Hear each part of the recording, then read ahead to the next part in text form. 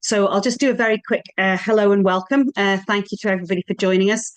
I'm the development coordinator for Arts, Culture, Health and Wellbeing Scotland. We're a national network linking together, advocating for and supporting those working at the intersect of arts, culture, health and wellbeing in Scotland. This week is the Healing Arts Scotland Week. It's been an awfully busy week with things happening all over Scotland, hundreds and hundreds of events. But there's also been a conference programme that has been taking place with events in Edinburgh, Glasgow, Aberdeen yesterday, and in the islands today. So what we look to do was try and take some of the speakers, some of the conversations that were happening, and take them onto an online opportunity for people to be able to join wherever they are. So at this stage, I'm just going to hand over to Lewis and the panel today, and I'll just touch base with you all at the very end of the call. But thank you very much, and over to you, Lewis.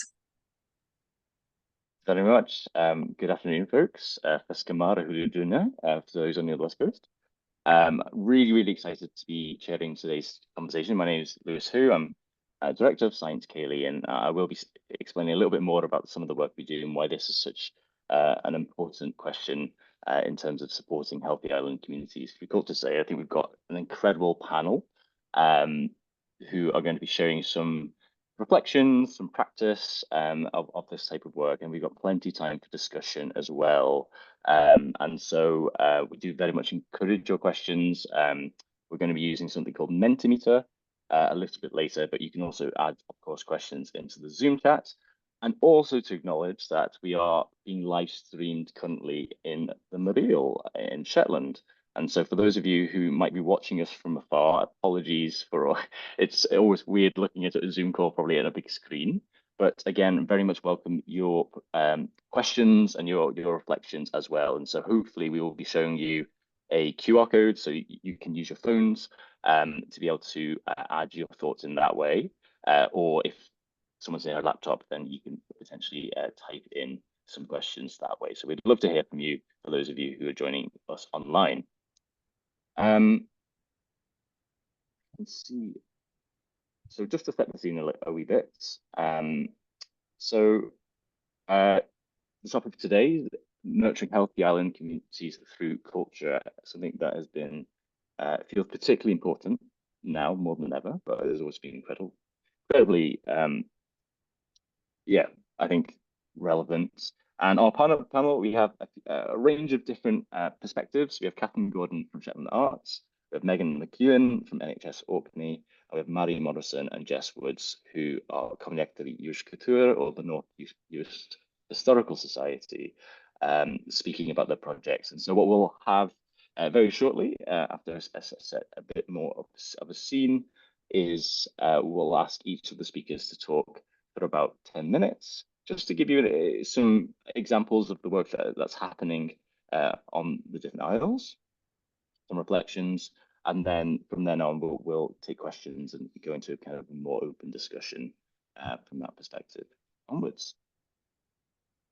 Just to set space very briefly, all things that I'm sure you're aware of, but of course we want it to be a respectful space. Do look after yourself if you need to step away.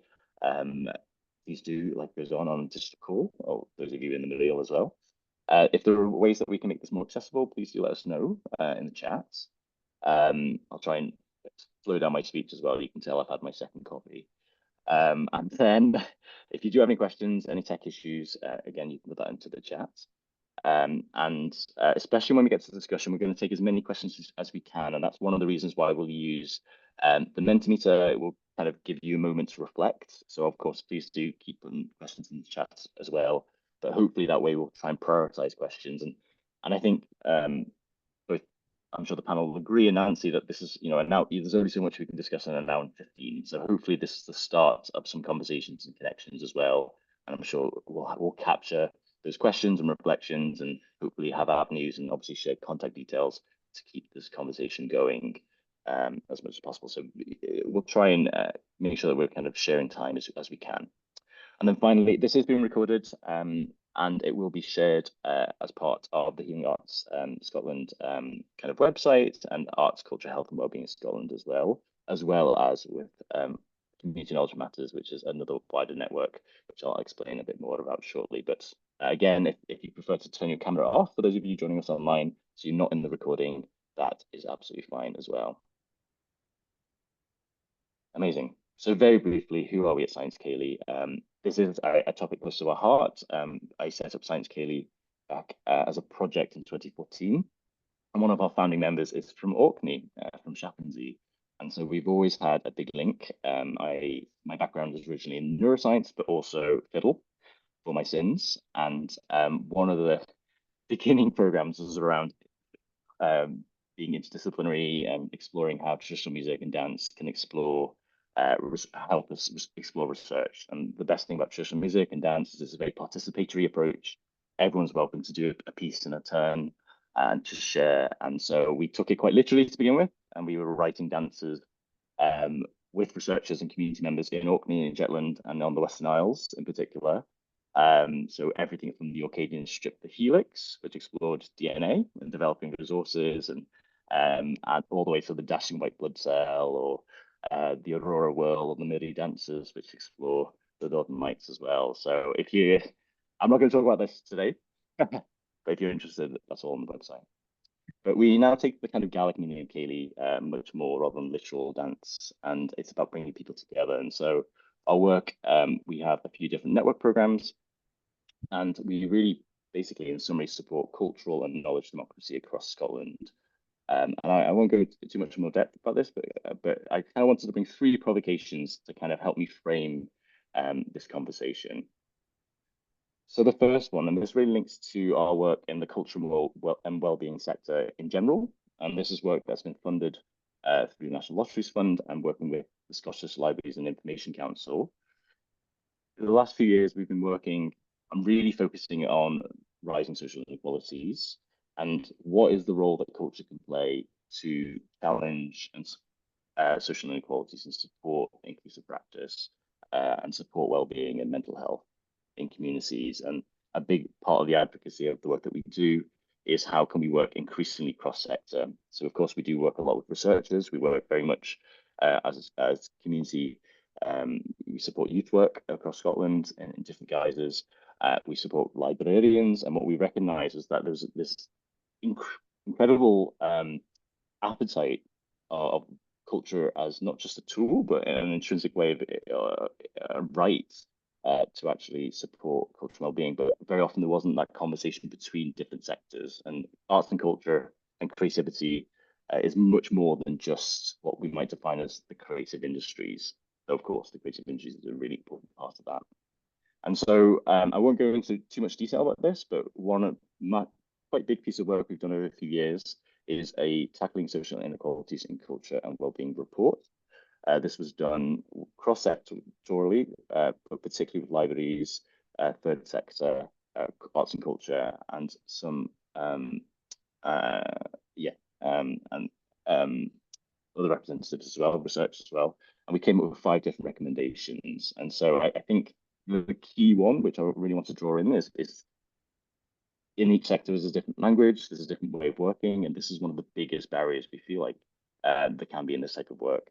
And there's also very often an under-recognition of other sectors and the role that they can play. And so I think this is maybe one thing that maybe just to come into this conversation might be quite interesting to think about, is how do we develop that connectivity? The second point, and I'll maybe take a quick question, but hopefully this is just framing.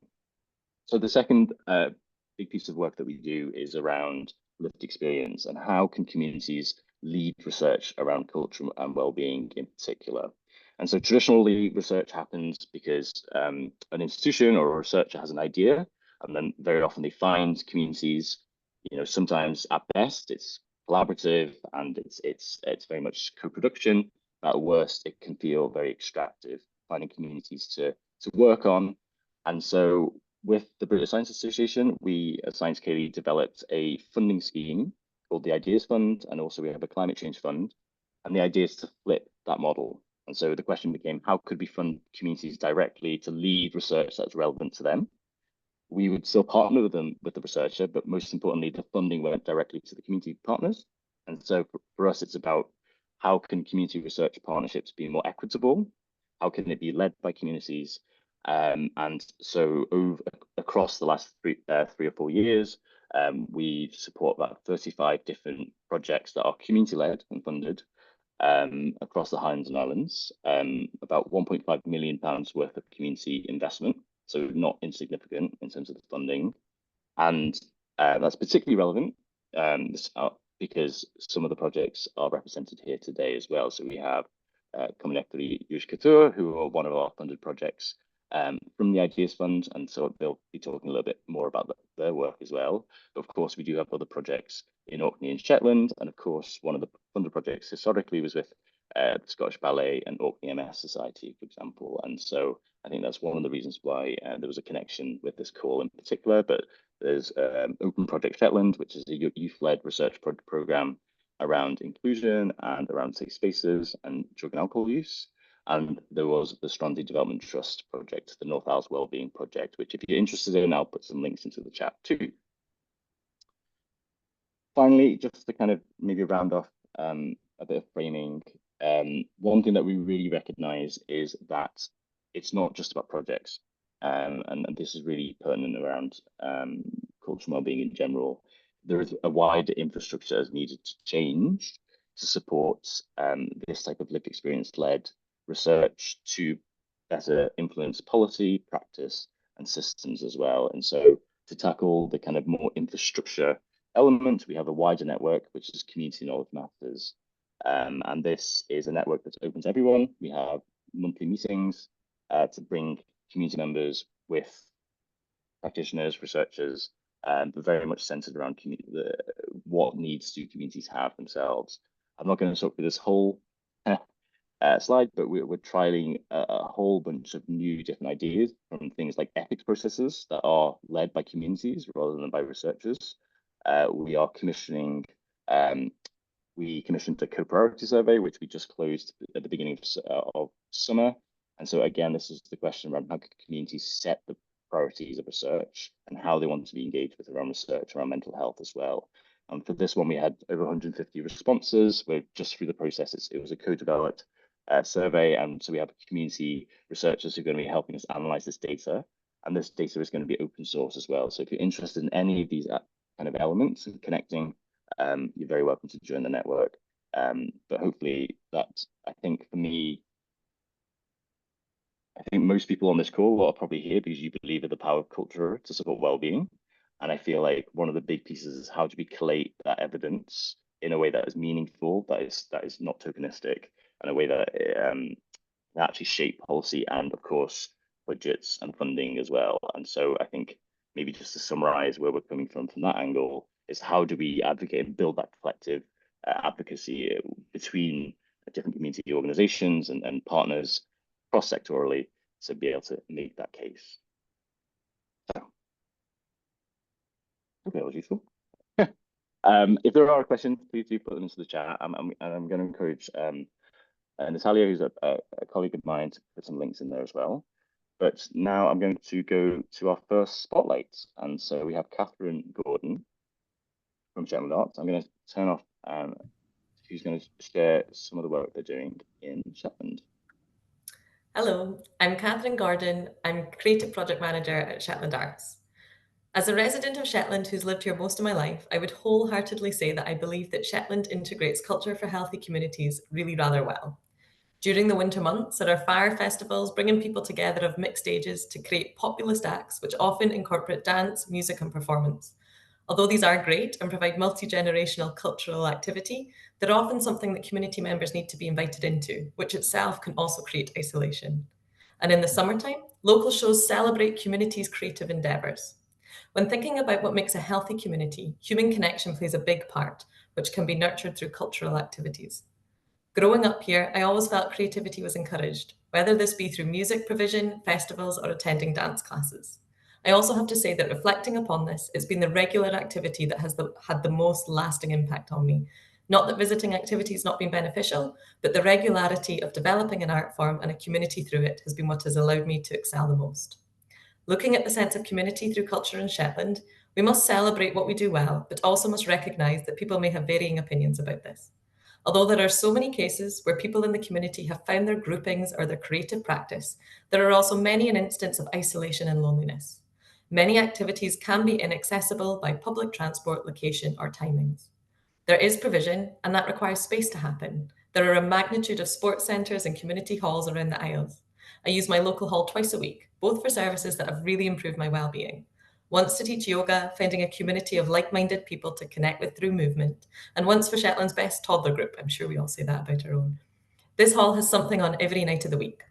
Halls require upkeep and organisation, and many are entirely volunteer-run. Shetland has always had a real strength in its commitment to volunteering. However, we may need to change our volunteering approach. We've been lucky to have a relatively wealthy community, mostly through oil money which came to Shetland in the 80s. It's provided many jobs for islanders, brought people to the Isles, helping to sustain our economy, and provided Shetland Islands Council with money. This has made us one of the richest councils in Scotland and provided many well-paying jobs. In turn, this gave us affluent people, often wanting to give back to the community through volunteering. This has been a celebration of community efforts, but it could be worth recognising how the cost of living crisis may begin to impact such community-driven events, and that only those able to afford to volunteer their time will be able to do so. This would mean a lack of varied demographic being involved, which may be particularly impactful when committees are making influential decisions. A lack of diversity can encourage a singular approach that would work for some but not all of the community. A healthy community needs to have focus on all of its inhabitants.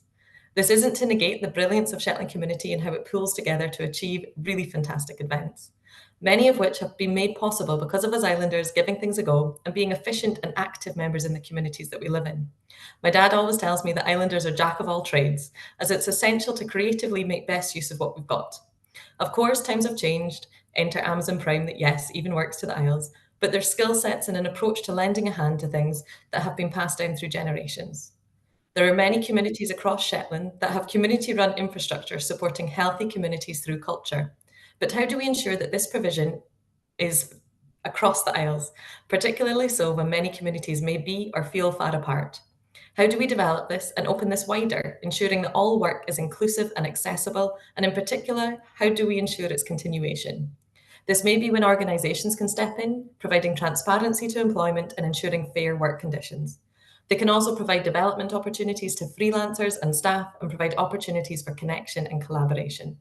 Although it is worth noting that funding for both individuals and organisations is becoming increasingly more difficult to access.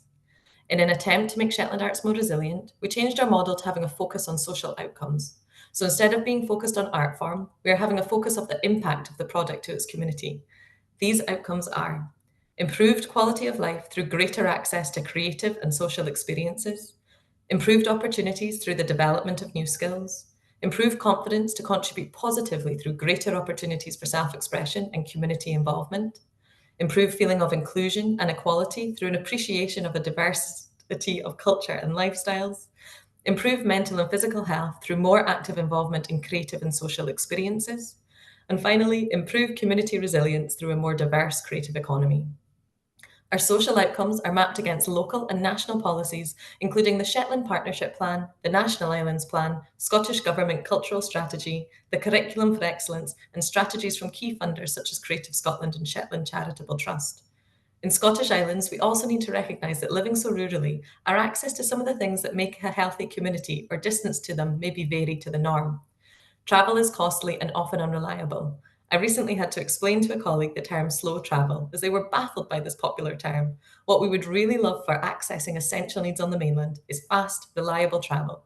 This may be a moment for some gentle encouragement to look up on a map where all the different locations are. We often get confused with one another. I had a circumstance last year where a visiting artist said to me that they couldn't believe how much cultural activity was happening, even here. This gave me inspiration. The breadth of cultural activity happening in our Isles is considerable. Let's shed light to others about the cultural activity here, that it often contributes to healthy communities. In an attempt to give visibility to island artists and the impact they have in our communities, our evaluation for the Culture Collective project, which took part across Shetland, the Outer Hebrides and Orkney, took the form of an artist lab, looking forward as well as back. 6 artists created a document called Even Here, Even Now, including Helen Robertson, Barry Nisbet and Sandra Kennedy. This highlights the subtle work of artists and how engagement with them can stimulate change for people, however small this engagement may be.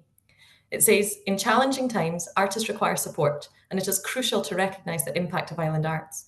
Without this acknowledgement and support, communities are at risk of losing their cultural richness. Having one activity that you do weekly with others that helps your well-being can drastically change your life. It's important that activity is accessible and easy for people to make work in their lives, particularly so when looking at a geography and infrastructure. There needs to be opportunities that keep those engaged, and opportunities for new people to get involved. Taking more words from Even Here, Even Now, creative practitioners engage with wider community groups, reach folk that others can't, promote well-being in our communities, and enrich the cultural landscape and vibrancy. The richness and wealth of creative talent within our islands offers skills and heritage not found elsewhere. If we don't nurture, showcase, support, and pay for this too will be lost. The arts help to preserve and develop the rich culture that makes Shetland Shetland. Now more than ever, freelance practitioners need our support. Organisations can do so by providing income and opportunity. There are barriers to working as a freelance artist in the Isles. Collaborators, networks, and peers often are and feel far away. This can impact well-being and practice, inspiration, and development. Having a cinema and arts centre can help connect us to our communities, whether in person or online. At Shetland Arts, we showed the newest Star Wars film at midnight on its release day. 1% of Shetland's population attended. Not only did these people share an experience, but they could then leave and contribute to the online Star Wars community at the same time as everyone else in the country. Islands do often have similar challenges, including fuel poverty, child poverty, and aged population. Some figures for Shetland are 18.7% of children live in families on low income, 47% of households in Shetland do not earn enough to live well, 31% of households in Shetland live in fuel poverty, and there are 102 food parcels that are distributed monthly by the Shetland Food Bank Service. Access to culture doesn't improve these figures, but it's easier to cope with the challenges that life throws at you if you're part of a healthy community. Within our social outcomes, our impact upon health and well-being and quality of life is clearly stated. When talking about the impact we have, it's much easier to talk about that in terms of well-being and health than trying to explain to someone that coming to an exhibition is good. What I'm really passionate about is local artists getting supported to make new work here. We're lucky in Shetland that Creative Scotland's touring fund has allowed us to bring dance and theatre to the Isles that we otherwise would not have been able to. But what really excites me is the possibility of encouraging those living here to create work that we can then showcase here and beyond. This would help showcase islanders' voices beyond our shores, but it would also help in providing cultural work here, proving that you can be a creative practitioner here in Shetland, and that this contributes substantially so to healthy island communities. We see the arts, whether it's attending a gig, a wellbeing writing class, or a cinema screening, as helping to make life better. A community that is helping make life better is one that I want to live in. Thank you so much, Kathryn. There's so much to unpack in there, and I know you threw a lot in there. So please do, if you've got any reflections or questions, we're going to take all the questions at the very end, but put them in the chat or there's a wee link. There's definitely a core theme there about the role of connectivity, you know, and the Arts Centre as a way of bringing people together and how important that is for well-being. Definitely also appreciate this is a difficult time, particularly for freelance artists, and just want to recognise that because of the recent news with Creative Scotland, for example, and the closure of the Individual Artist Fund. And so, yeah, I think there's something really interesting about the kind of the funding element of it, but then also the equity point around, you know, Shetland does deserve every access to arts and culture as much as anyone else on the mainland. Give them my own timer. Thank you so much, Meghan. Kathryn, I'm going to now introduce and now pin Meghan McEwen, who is board chair of NHS Orkney. Take it away, Meghan. Hello, thank you so much, Lewis. And also, Kathryn, can I just check that everybody can hear me okay? Brilliant. So first of all, happy Healing Arts Scotland Week, everyone. And I just want to say thank you for the opportunity to speak a little bit, both about NHS Orkney, but also Orkney itself. And a lot of what Kathryn said really resonated with me, which is that in island communities, and I know I don't have to tell any of the people here this, but in island communities, all of us are so much more than one single job that we have, given many of us have more than one job at any given time. So if I start by acknowledging that I am not originally from Orkney, more on this later, but I've lived here for 20 years, and it's my absolute privilege to not just live in Orkney, but to live in Westray, one of the Northern Isles. And I do have my own preference, a bit like Kathryn and her toddler group. So, but I don't want to declare it. So NHS Orkney is an incredible organization that is fortunate and also really privileged to be deeply connected to our community, because our staff and our community are quite often the same people. And so when we consider well-being and community well-being, we put people in their totality at the center of that. And so a great deal of our work just lately has been focused on improving the well-being of our staff. And that's in small ways, like inviting the Scottish Ballet to do movement classes with staff, but also in some bigger physical projects, including some polytunnels that staff are making use of to get outside, to grow food, to grow tomatoes. The tomatoes are looking beautiful just now. And also just encouraging a more healthy work environment. And that includes taking standing up breaks at meetings, standing desks, and just being a more active workforce. I'd just also like to acknowledge the incredible and diverse artwork that exists in our main hospital, which is the Balfour. And we recently had a history wall commissioned in conjunction with a local artist, India Whitwell. And that included a huge amount of community outreach and tapestry work with local community groups and staff. And it's a delightful piece of work, and it always is a great conversation piece. A lot of the work of NHS Orkney is funded through our endowments fund, and being a board chair means quite often there's a lot of things that you just find yourself doing by default. And it's my privilege as well to be the chair of our endowments fund. And we use that funding to we have funded local dance groups, we funded local community groups, and that is an essential part of improving well-being and connecting and staying connected to our community. I also sit as a member of the Dementia Steering Group, and that is an incredible example of a truly multidisciplinary and multi-sectoral approach to a challenge that's facing an increasingly aging population. And that group uses arts regularly to increase the well-being of those groups. And that includes a singing group. And I'm sure many people around this room will know how important music is to the well-being and of both carers and people with dementia. We also regularly promote cultural events like the RSPB calendar. And in a place like Orkney and beautiful islands, getting people outside and appreciating our environment is a key aspect of improving their well-being. One of the other things that I think it's really important to notice is that Isles communities can be very healthy and vibrant communities. And sometimes I think the narrative is often one of disadvantage and remoteness, but those two words can also be flipped on their heads. So Orkney, for example, has the highest life expectancy, healthy life expectancy in Scotland, and also some of the lowest rates of cardiovascular disease in the country as well. And I think that is because we are such a thriving, vibrant, and Kathryn described some of the real self-sufficient and connected aspects of our culture that I believe are fundamental to those stats as they were. I am in my personal, as a volunteer, a member and committee member of a local music festival here in Westry.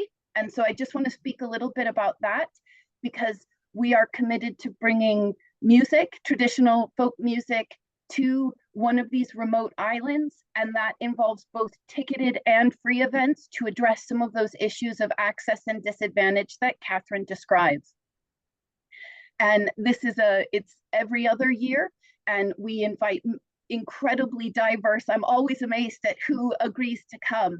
And also pretty much the entire island, there's 600 of us, the entire island attends to those free events where they can. We're limited by capacity in our spaces. Our community hall gets a good and thorough attendance every year, and it really is delightful. I think the challenges that Kathryn described are really important for us to note, but also to flip them on their heads and to see them as an opportunity. And from an NHS Orkney perspective, that includes things like increasing demand for our services and fewer resources with which to respond. I have noticed, especially within our staff, that has created an opportunity for us to think a little bit differently and to perhaps think beyond organizational boundaries and traditional ways in which we might want to deliver services and pull into and connect the incredibly diverse resource of our community sector. I see some of those people here today from Orkney, so hi. And I just want to say that Orkney is challenged in many of the same ways that Kathryn described, and that includes things like connectivity, both digital and physical, because so many of the ways that we might connect to some of those opportunities involve the ability to connect digitally, and that's just not consistent or universal, nor are the skills or the confidence to take up those opportunities. And so it's a two-pronged approach to building that capacity. And also, by its very nature, Orkney is a hub and spoke community. So the Orkney mainland and Kirkwall, our capital, is where a great deal of marvelous cultural activity takes place, including the St. Magnus Festival. It's where the main kind of sports hall and arts centre is. But the ways to get to and from Kirkwall are inaccessible, and that includes our ferries and our planes. And so how we go out and bring opportunities to people who are physically unable to get in is something we are, all of us, turning our attention to. I've lived here for 20 years, and I know I'm still not from here. I would never want to say it, but it is an incredible and inspiring place to live. And one of the things I often reflect is that the separation between culture, arts, and health doesn't really exist here, because we are, by our very nature, so connected. So I look forward to hearing the discussion and answering any questions I can. Thank you so much. Thank you so much, Meghan. Yeah, really lots, again, so many themes in there, and the need to look after practitioners and support well-being, the fact that I think one thing that we talk a lot about is breaking that binary as well, is like people are practitioners, researchers, people are part of their communities and therefore have that element as well. And also, and I know it's a bit of a in joke almost about the many hats, but I think it was really a lot of interest after lockdown. For example, one of the quick resilience elements in Small Isle, we did a project on the Western Isle, particularly with libraries, and it was because it's the small many hat communities which actually picked up and looked after each other very much quicker, because that is the island way, and that felt really strong through that. So yeah, hopefully we can pick up some of that more in the discussion. Thank you so much. And again, yes, again, another reminder, just in case you've got any questions, reflections, throw them into the chat, and there's a wee link as well. We're going to finally transition. I'm going to replace the plane with Mairi over in North Uist, and I'm going to try and find Jess as well. There you go, Jess. We couldn't get we did try your camera, but are you there with us?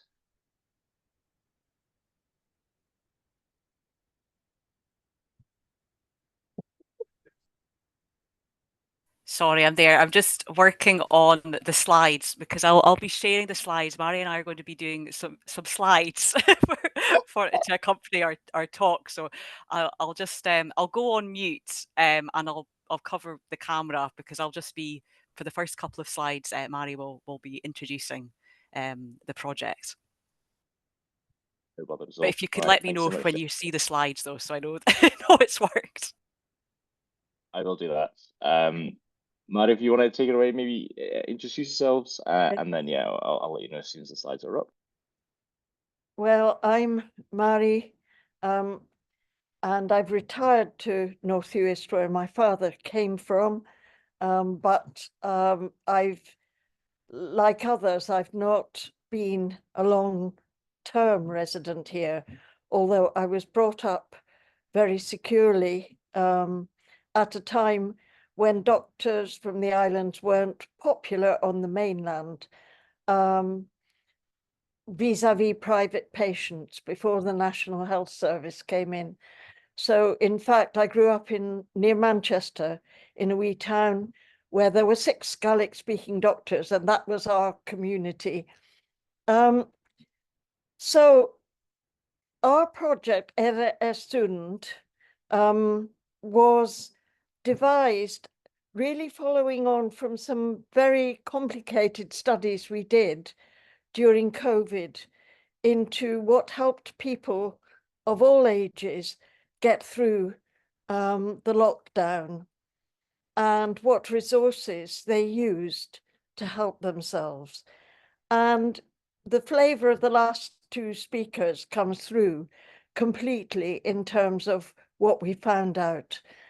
I'll start by saying Eire Estund, attention to cheerfulness, denotes something quite particular linguistically about how people discuss feelings and a natural reticence that exists within the culture, because feelings come upon you as if they're part of the context you're in or the environment, rather than are produced from inside you. They're inescapably linked to everything else. So we devised our project really as a group of volunteers. So we don't have vast resources like being meshed into the health service or a cultural or arts organisation to draw upon. I can merely just describe what we've tried to do and say how grateful we are to the Ideas Fund for providing us with numerous opportunities. Jess, can you get the slides to work, or perhaps I'll just have to carry on with my voice. But I'd like to introduce Jess because we've worked with the Public Health Research Department in Aberdeen Uni, and that's been a very, very fruitful partnering. We've also worked, and I think he's here, with Gordon Wells, our Gaelic researcher from UHI. Again, he's been of great support to us because lying at the centre of everything we do is the Gaelic language. It's in a state at the moment of slight confliction in that there are different schools of thought about spreading the butter very widely and thin, or perhaps not losing the distinctive Gaelics of each island and making sure we preserve those and use those as the wellspring. Oh, that's wonderful. So there we have the project and the logos and a drawing from one of our groups. Yes, next slide. And those are our priorities, working with health and Gaelic partners to place community wellbeing at the heart of heritage policies and practices. We wanted to look into community use of Gaelic to develop and preserve the distinctive North Uist Gaelic, the language of the bards and of songs. And here I have to feature Gordon, because since 2011, I think, we've been putting all our oral histories, some of our music, onto Guan Nanyellan, the UHI website, the Island Voices website that he has nurtured us into providing an outlet and a really good conservation place. So the final aim here is to celebrate our centred place value identity by capturing place names, songs and stories before they disappear. Next slide. Jess, it's over to you.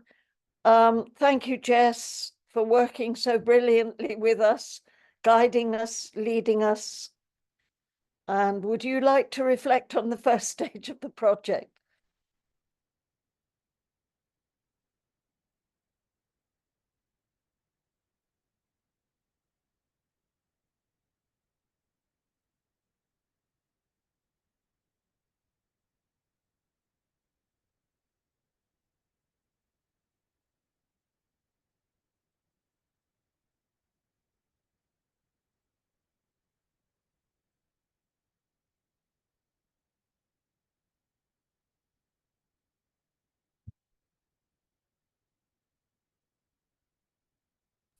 Hello.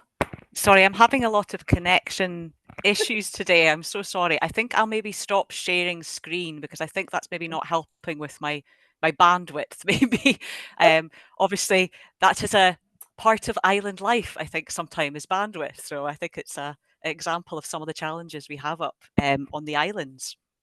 So thank you, Mairi. And I also want to say thank you also for asking me to join this session with you as well. It's a really testament, I think, to how we've worked together on the project actually, and how comfortable we feel with each other.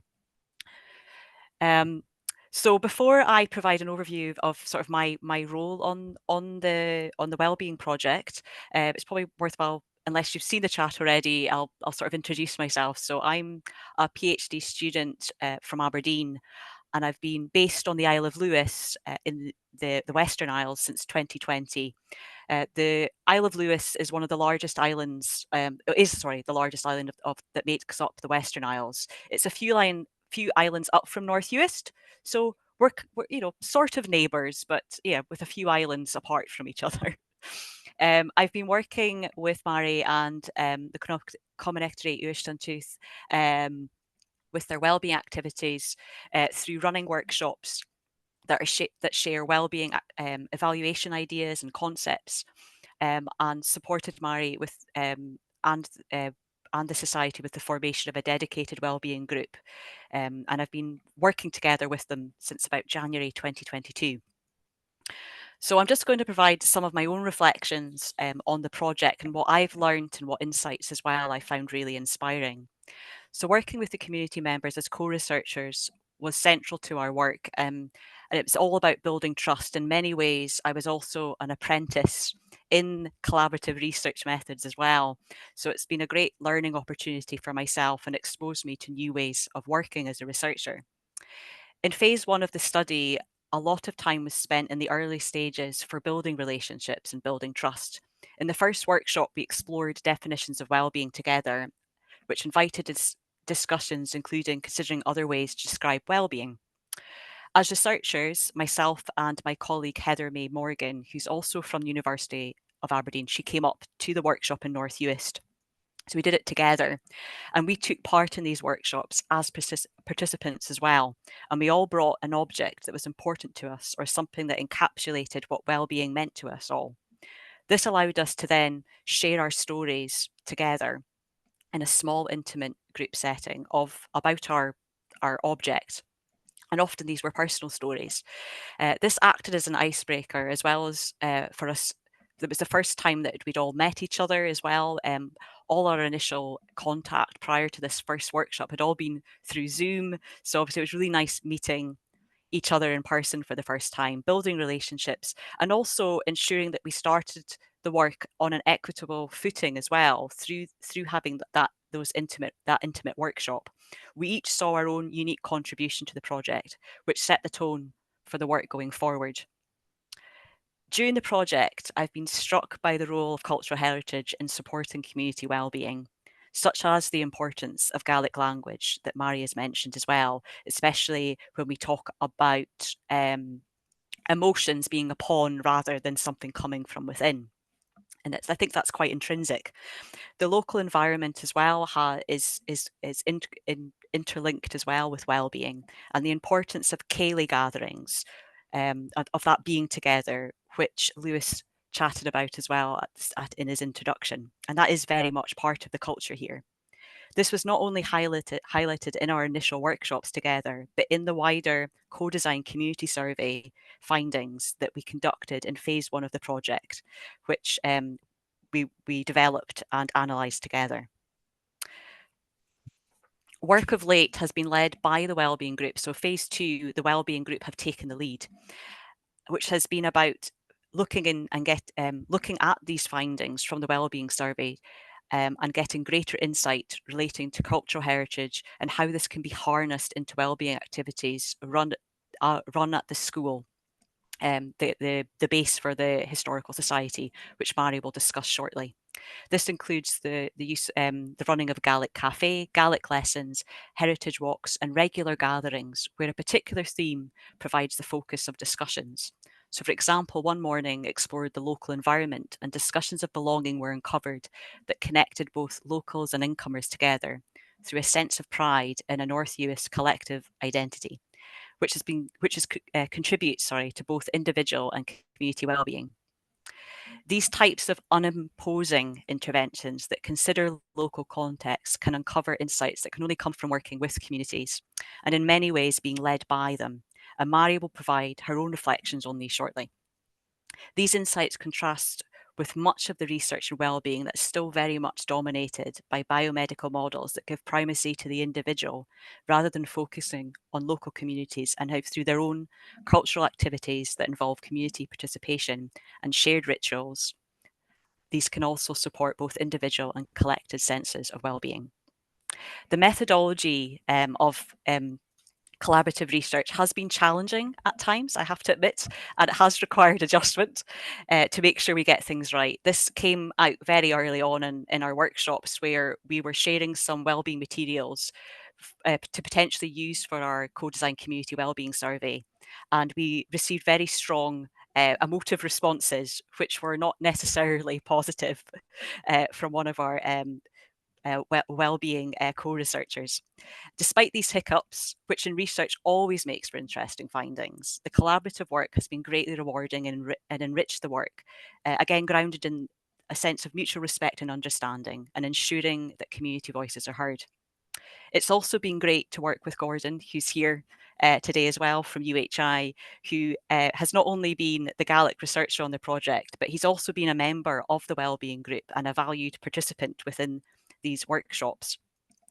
He has a family home in Beckill and strong family ties to the area and has been able to provide multiple viewpoints on the project, which have been really helpful.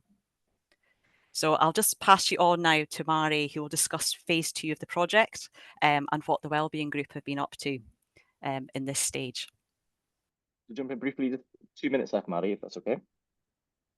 I can't really go into much except to say the two things that have emerged from our activities, the Wellbeing Group. The Wellbeing Group has found itself happy to adopt an informal Ceilidh-style form of meeting and a strong recommendation from the members that this must continue once the actual project's over. We looked at atomizing the different findings into different areas, but what we found was that we couldn't actually do that. Everything was interconnected. And so we are intending to promote this both in a series of weekly videos looking at each of those areas for 20 minutes on Guan Nanyellan website, and you will be able to find them there. They'll be released weekly up till a conference in early October, which will be an online day conference where we are attempting to make our voices heard locally and nationally, one of the major concerns. But we've also been dealing with environment, spirituality, community. So watch this space, really. Thank you so much, Mairi and Jess. I know there's so much to fit into 10 minutes, but I really want to make sure there's a wee bit of time for discussion and very much a good advertisement for the online conference as well. We'll be sure as soon as there's a joining link, we can share that with attendees so they can get into a wee bit more of the detail as well. We're just going to take a moment now to just welcome the rest of the panel back and to take some questions. And again, I appreciate we haven't got lots and lots of time. So what I'm going to suggest is we're going to use Mentimeter. So again, this is just for those of you who are online, there's a link that's just come into the chat. And if it's just asking you if there are any reflections or any questions that you have for the panel around what they've been speaking about. For those of you who are joining us maybe at the Mural, I'm going to quickly share my screen.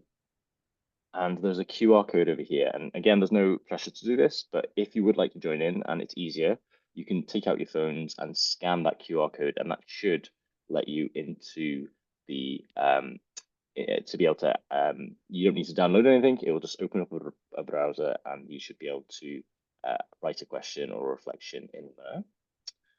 Alternatively, you can you open up any browser, go to menti.com and add the code, which is at the very top there as well. No requirement to do this, but just in case, just to give everyone a bit of thinking time. And then whilst you're doing that, I'm going to re-add our speakers.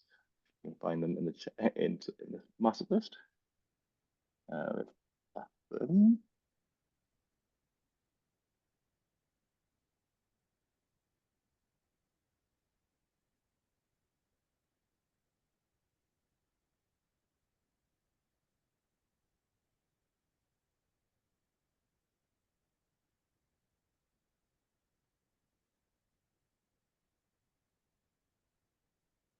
Give it another moment just in case there's any questions in there. And of course, some people are using the Zoom chat. With thanks to Meghan, Mairi, and Jess. And Gordon, as part of the project, has put a link to Sound Voices as well. Okay, so I'm going to stop sharing for now, and I'll check this in a little bit later as well. But welcome back, folks. Mairi, Jess, Kathryn, and Meghan. And so for this section, one very practical question is, Jess, are you able to share the findings? I don't know if you want to expand on that and how people can find out more. We do have links to video reports of the findings, actually. I think and Mairi will be able to correct me if I'm wrong, but I think they're on the Uist YouTube channel. So that Comann and Tuath, they have a YouTube channel. And I think Gordon may have these linked up as well with Island Voices. And he'll probably be able to confirm that in the chat. So that is quite a big. It was quite a large survey, so it's probably better to watch the videos to see them. And we've got them. I think there's over 3 or 4 videos, the findings as well, so you can watch them in chunks.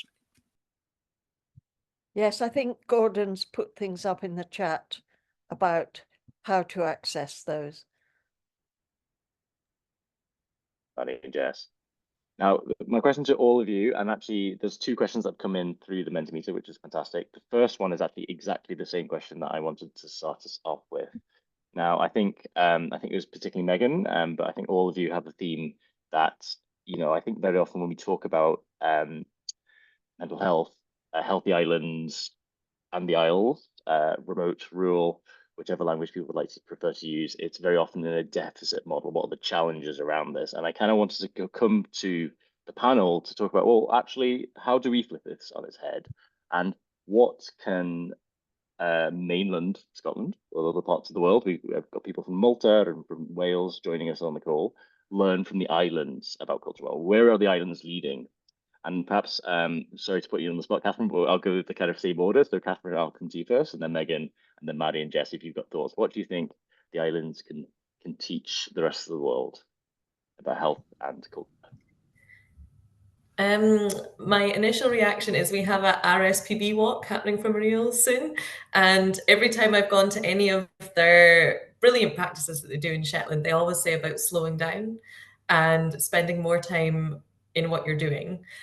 We had a visiting artist up this week, and their schedule was going all across the islands. And I said to them, just try walking one bit so that you can learn about that bit in the stones there and see more. And I do think sometimes when you take your periphery small, if you look at less space, you can sometimes see more. Definitely beautiful. And I think it was almost talking about slow travel as well, and that element of just taking time and going into depth rather than breadth. Meghan, how about for you? I suppose maybe I absolutely appreciate the feature of slow travel, but as a regular commuter, I wouldn't mind if it sped up a little bit sometimes. I suppose in answer to your question about where the island's leading, I think it's in connection.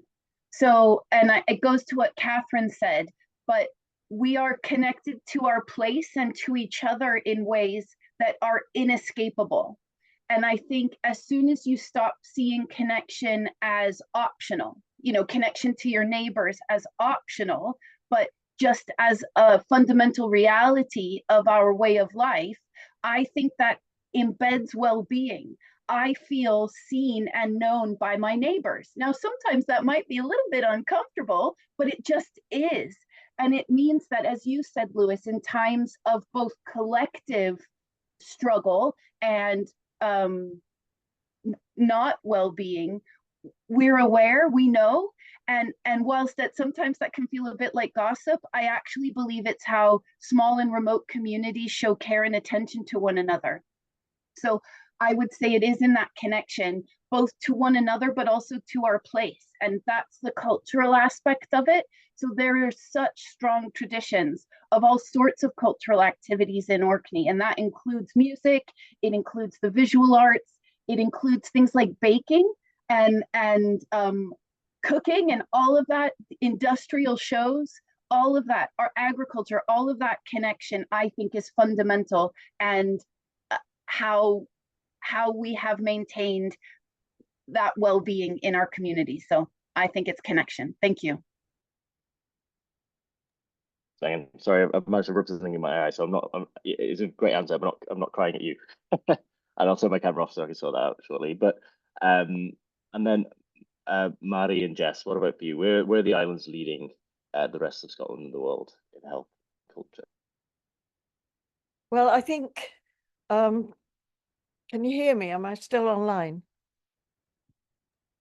You are indeed. Yeah, sorry. There's a centre in Cambridge researching small islands for the United Nations at the moment. And they're saying that because the islands have got things much brighter than big cities have, that we should really be looking at the resilience of islands, because they have been able to maintain their links with the past, with their heritage, in much firmer ways and much more meaningful ways, through the music, as others have said, through, in our case, through the Gaelic language, because the Gaelic language imposes a different way of looking at the world, is imbued in all the place names, and is imbued in all the codes of politeness and reticence and caring.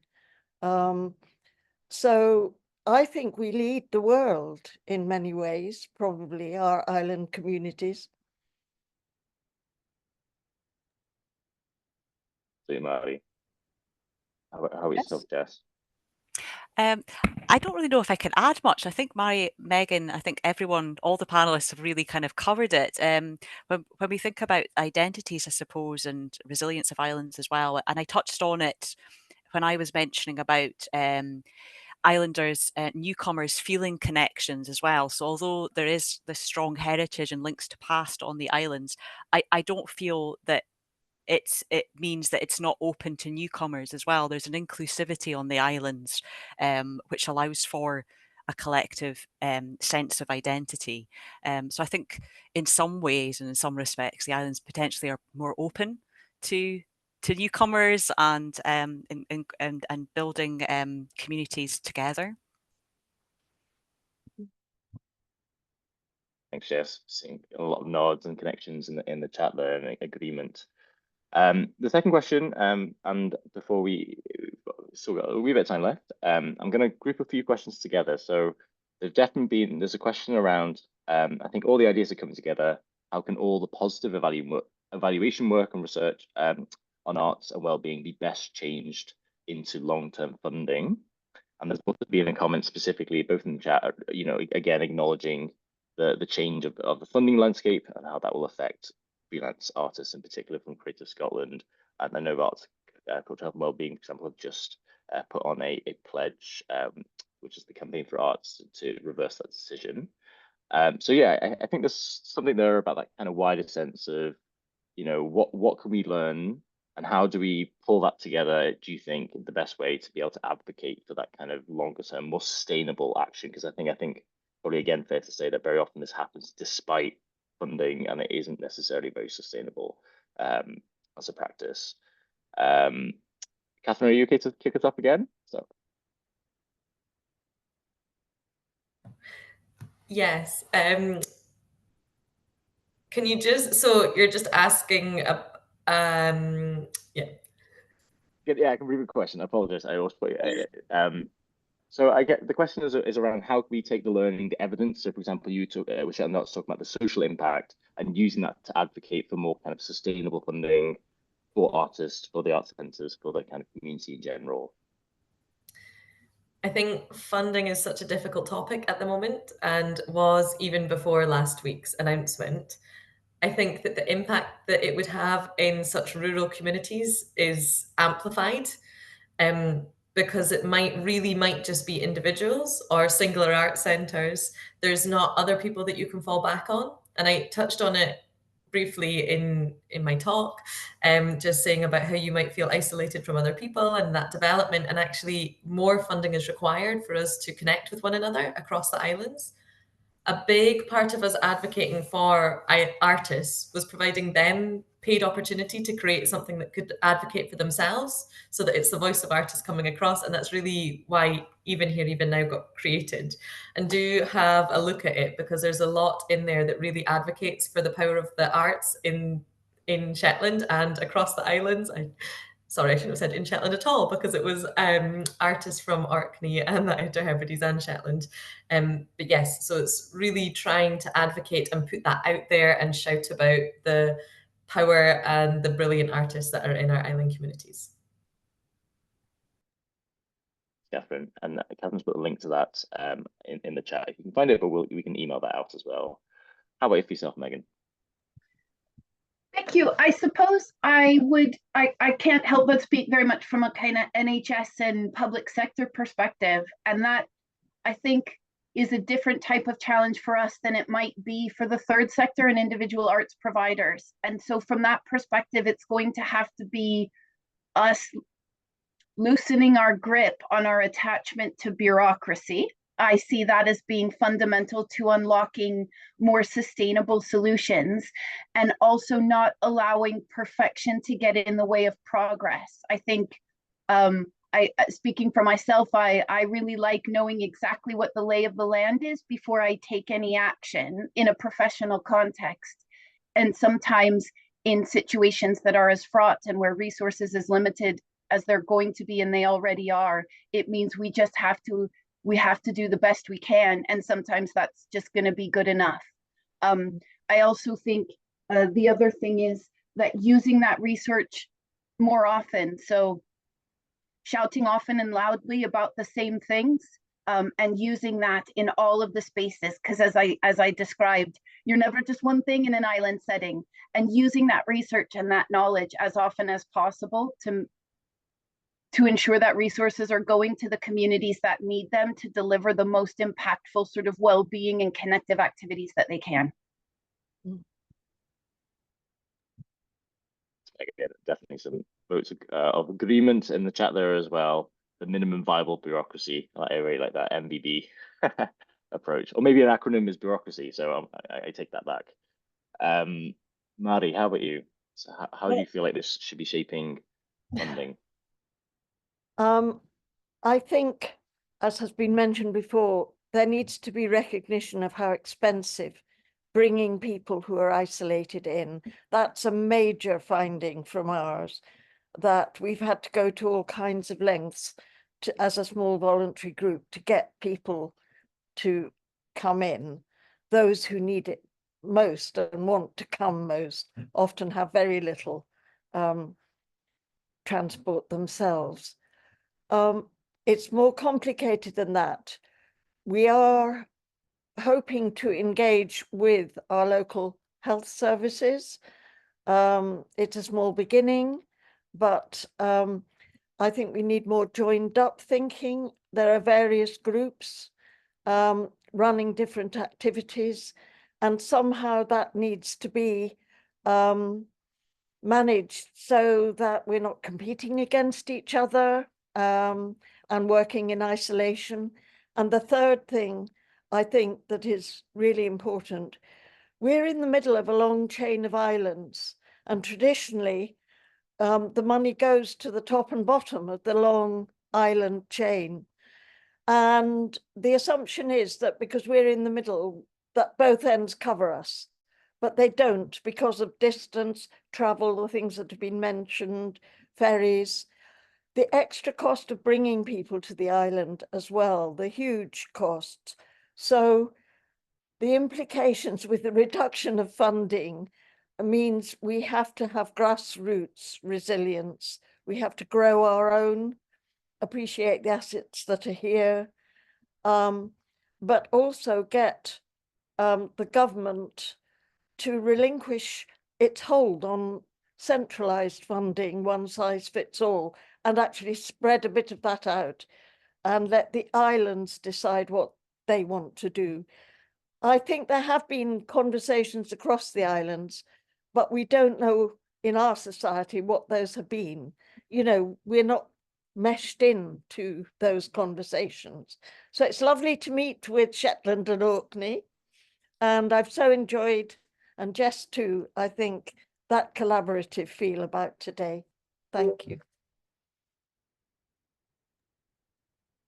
Thanks, Mairi.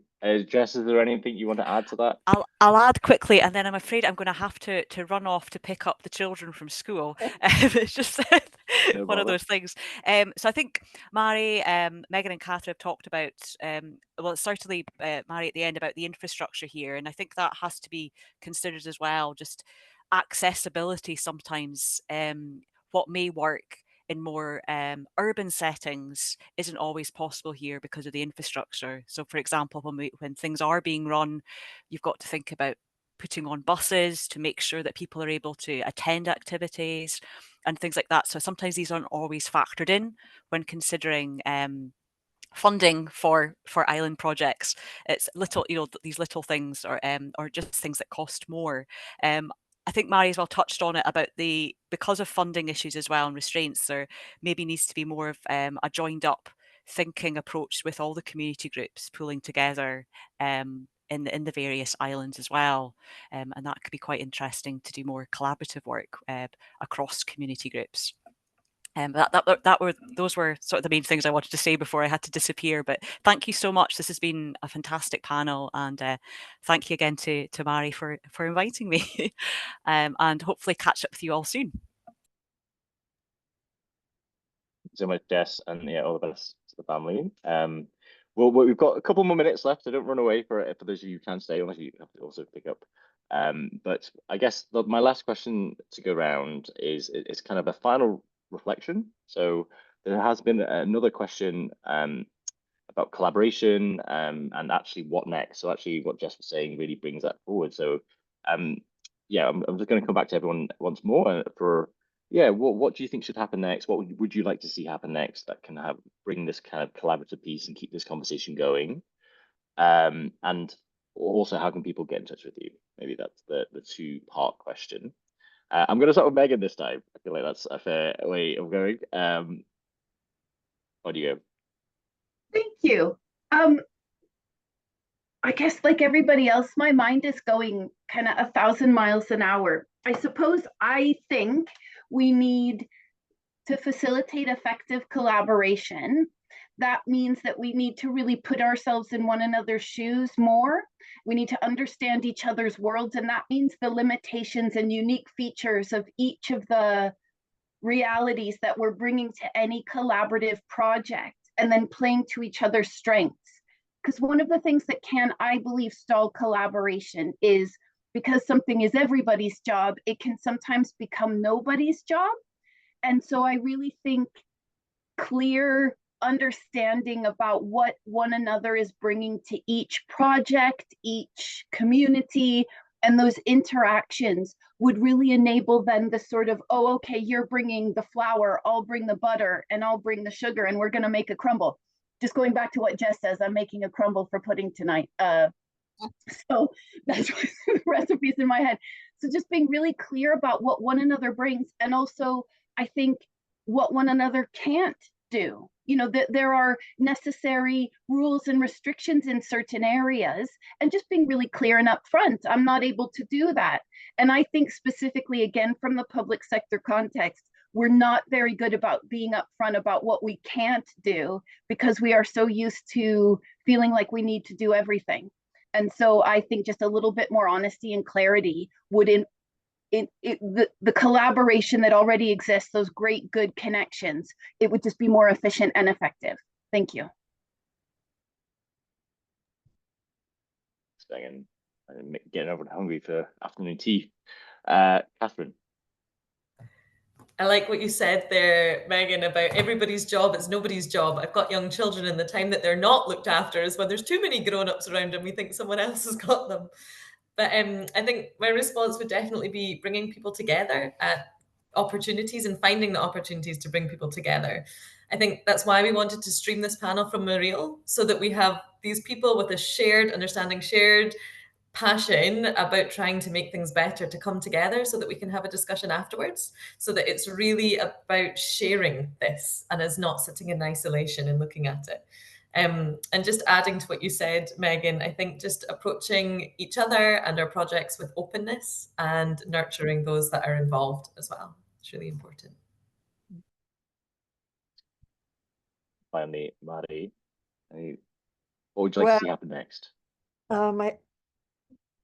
I think so many projects make recommendations at the end, and they evaluate, and then that's it. I think the great asset that the Ideas Fund has nurtured is this idea of progression, other forum meetings for teasing out exactly what it is.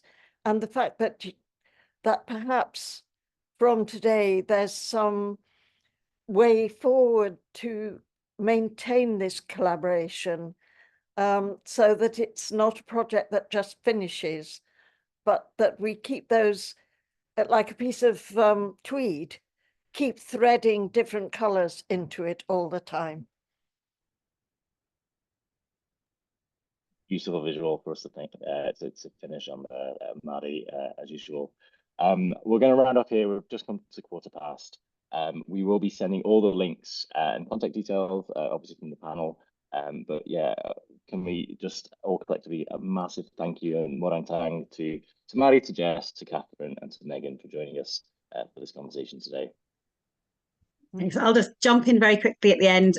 That was a fantastic session. And I suppose just to reflect back on some of the conversations that have been happening today, a lot of the conversations happening today have been happening all week in different places. So it's really interesting, encouraging to see that it doesn't matter where you are in Scotland. Some of the conversations that we need to keep going and some of the ways we need to collaborate and link in with each other are actually the same.